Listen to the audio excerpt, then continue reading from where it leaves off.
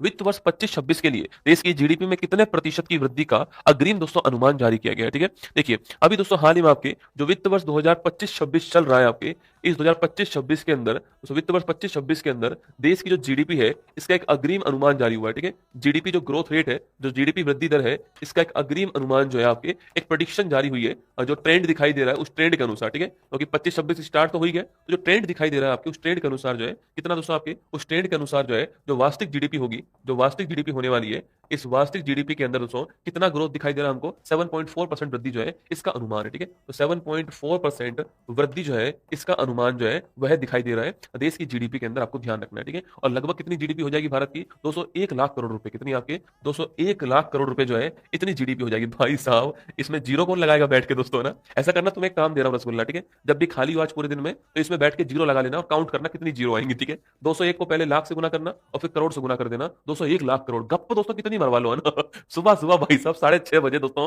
करोड़ रुपया तो मैं ऐसे बांट देता हूं यहाँ पर खड़े होकर के, 201 लाख करोड़ रुपया ना, ये भारत की जीडीपी है भाई साहब, क्या जीडीपी। ठीक है, दोस्तों अगला क्वेश्चन, सर्वाधिक वृद्धि किसके अंदर हो रही है, सेवा क्षेत्र के अंदर। कहां पर सर्वाधिक जो वृद्धि है ये कहां पर है, सेवा क्षेत्र के अंदर है, ये भी आपको ध्यान रखना है। लेकिन एक बात जो चिंता का विषय है, कृषि में दोस्तों वृद्धि नहीं कमी हो रही है ना। कृषि जो आपके यहाँ पे जो ग्रोथ हुई है वो कितनी है, 3.1%। ठीक है, क्योंकि पिछली बार 4.6% थी, तो कृषि के अंदर जो है ग्रोथ के स्थान पे क्या हुआ, कमी आ रही है, ये एक समस्या का विषय होने वाला है। ठीक है, अच्छा ये सब अनुमान दोस्तों क्यों लगाए जा रहे हैं, अरे भाई साहब 1 फरवरी को क्या आने वाला है दोस्तों, 1 फरवरी को याद है ना आपको क्या आने वाला है, 1 फरवरी को नया करंट अफेयर्स आपका आने वाला है और वह है आपके बजट 2026-27 जो है यह जारी होगा 1 फरवरी को, ये आप जानते हो। ठीक है, कौन सी तारीख का आएगा, 1 फरवरी को आने वाला है, ये आप ध्यान रखिएगा। ठीक है, दोस्तों पहला क्वेश्चन आपके सामने यहाँ पर एक वर्ड दोस्तों आता है वास्तविक जीडीपी। ठीक है, देखो जीडीपी जो होती है ये तो आपने पढ़ा होगा कि एक वर्ष के अंदर देश की घरेलू सीमा के अंदर उत्पादित अंतिम वस्तु और सेवा का जो मूल्य होता है इसे जीडीपी कहते हैं। ठीक है, तो इसमें अंतिम वस्तु और सेवा जो है इसी का मूल्य काउंट करते हैं, ये आपको ध्यान रखना है ना। तो जीडीपी क्या होती है, एक वर्ष के अंदर